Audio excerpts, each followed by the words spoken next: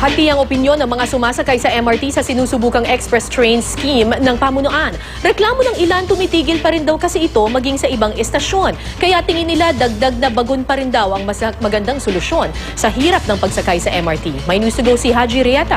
Haji.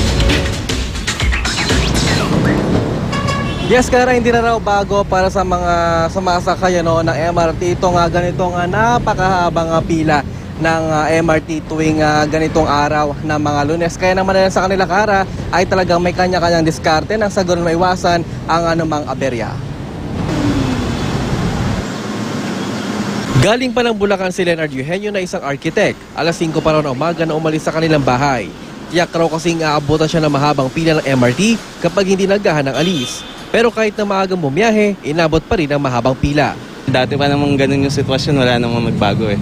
Nasanay na ho kayo para? Nasanay na kami. Pero kung mas may maimumungkahi ba kayo para ma-improve yung service sa MRT? Well, siguro parang ano din yan, depende na rin sa scheme ng ng management nila, pero sa amin wala naman kami magagawa kung ano yung gawin nila. Galing din ng Bulacan si Fairylyn Merida na isang area coordinator sa Alabang. Bagaman sanay sa ganitong sitwasyon, di raw niya maiwasang mainis. Siguro mag-add ng train. Tapos siguro din yung kasi di ba ngayon na-implement naman yung express, yung mula... Kanyo na ba yun?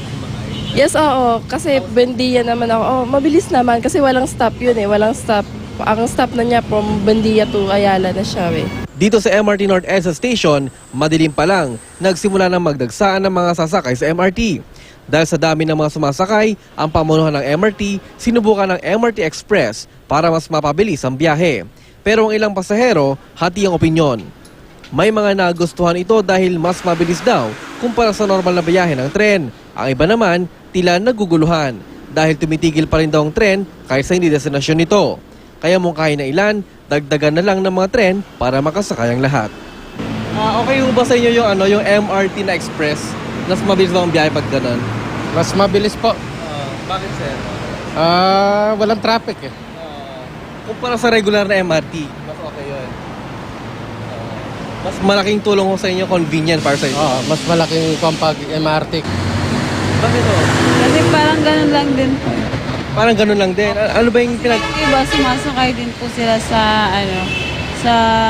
yung para sa lahat ng dumadaan sa lahat ng station. Kaya hindi natutupad na Yung susunod na train, yung train sa kanya is ang baba pa sa Buendia ang start. So, ibig sabihin, hihinto rin siya. So, parang ganun din, huminto din siya. Para magulo. Kara, kung tutusin ay tapos na itong tinatawag natin na rush hour, pero hanggang ngayon ay talagang napakahaba pa rin ng pila sa MRT station na ito dito nga sa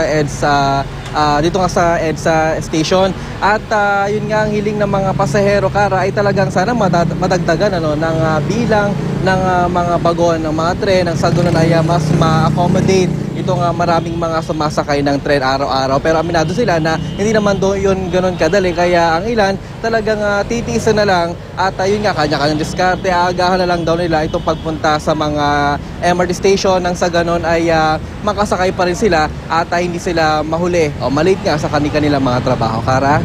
Maraming salamat, Haji Rieta.